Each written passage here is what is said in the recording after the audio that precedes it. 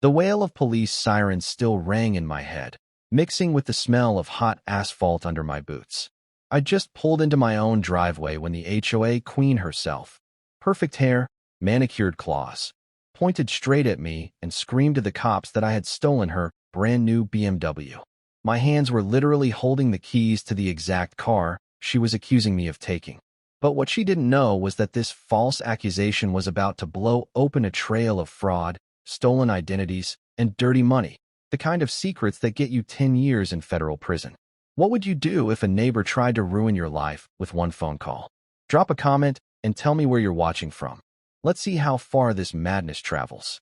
Meadowbrook Heights used to be where normal people lived normal lives without measuring their neighbor's grass with rulers. Then the gentrification army invaded. Suddenly, every street corner sprouted a Karen with a clipboard and a God complex. The smell of fresh HOA violations hung in the air like expensive perfume mixed with pure entitlement. Meet Linda Prescott, the self-appointed queen of our suburban nightmare. Picture every soccer mom who ever demanded to speak to the manager, then add a law degree she never used and a husband who owned half the car dealerships in town. This woman treated our neighborhood like her personal kingdom and every resident like her servants who had forgotten their place. Linda had been terrorizing Meadowbrook for 2 years with her pink violation notices and emergency HOA meetings about Mailbox Heights. She drove a silver Mercedes that cost more than most houses, always talking about maintaining property values while destroying everyone's sanity. Her latest obsession was parking regulations that she had invented in her twisted mind. The harassment started small.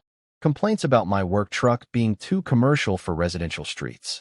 Fines for my garbage cans being visible from the street for 12 minutes past collection time. Then came the measuring tape incidents where she would document my driveway usage like she was conducting scientific research. But Linda's criminal genius peaked when she spotted my restoration project. A 1995 BMW M3 that I had spent 3 years rebuilding in my garage during weekends. Every bolt, every wire, every piece of that engine was touched by my hands during nights when insomnia kept me awake, missing my late wife Sarah. The morning everything exploded started like any other Saturday. I pressed my garage remote and watched the door lift, revealing my finished project gleaming under fluorescent lights. 3 years of therapy disguised as mechanical work. Sarah would have loved seeing that car come back to life. Then Linda appeared like a demon summoned by the sound of automotive excellence. "Stop right there, you thief," she screamed, her voice cutting through morning quiet like fingernails on legal documents. "That is my car. I just bought that exact BMW from Prescott Motors." The confusion hit me like a judicial gavel to the skull. This woman was claiming ownership of my restoration project, the car I had purchased as a rusted shell and rebuilt with my own bleeding knuckles.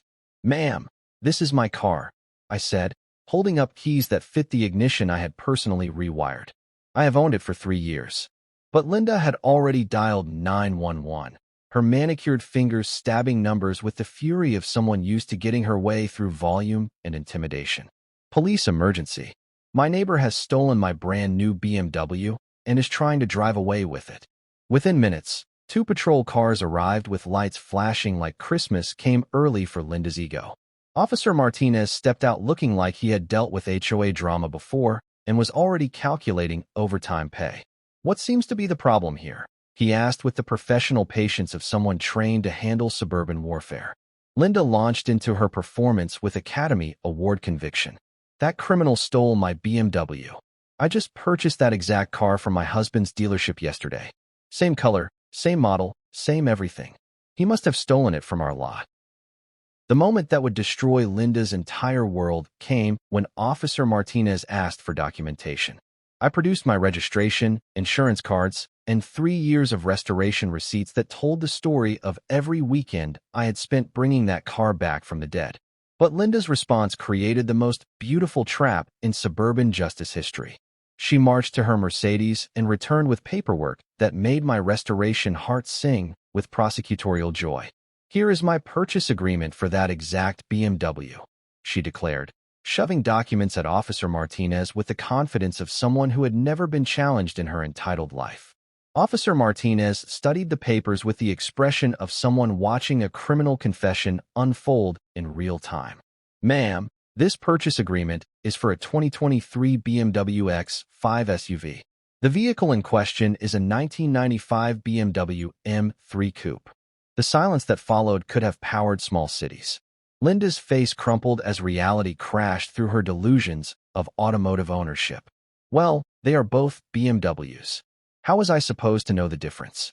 But her criminal stupidity reached nuclear levels when she doubled down on her accusation. He obviously switched the license plates and registration to cover up his theft. Check his garage for evidence of car modification. Officer Martinez looked at me with the expression of someone who had just witnessed a confession to multiple felonies. Sir, do you consent to a garage inspection to resolve this matter? My garage told the story Linda had tried to bury. 3 years of restoration photos covering every wall.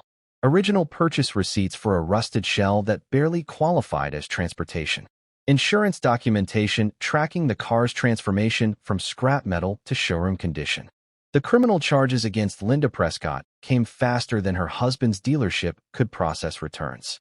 Filing false police reports, harassment, and what would become federal mail fraud when investigators discovered she had been using HOA violations to pressure residents into selling their homes below market value to her investment company. But the real justice lived in Linda's public humiliation. Channel 7 ran the story as HOA Karen calls police on neighbor's restoration project, claims theft of different car entirely. The footage of her screaming about BMW theft while pointing at completely different vehicles became viral gold that law enforcement training programs now use to teach officers about suburban entitlement disorders. The ripple effects spread through Meadowbrook like wildfire, consuming HOA tyranny. Linda's husband divorced her within 6 months, claiming her legal troubles were destroying his dealership reputation. The HOA dissolved after residents discovered she had been embezzling community funds to finance her harassment campaigns.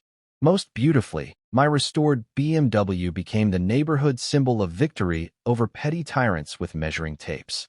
Every Saturday morning, residents would walk by my open garage to admire the car that had destroyed an HOA empire and reminded everyone that documentation beats accusation every single time. Here is my message for anyone dealing with HOA nightmares or entitled neighbors with clipboards. Document everything. Keep receipts for everything. And remember that criminals always reveal themselves when they think they have power over honest people. What would you have done if someone called the police claiming you stole your own car? Drop a comment, because these suburban justice stories get even more brutal when the evidence speaks louder than entitled screaming. Subscribe for more HOA meltdowns where karma serves justice with a side of federal prison time. Thanks for watching. Like and subscribe my channel for more heartful stories.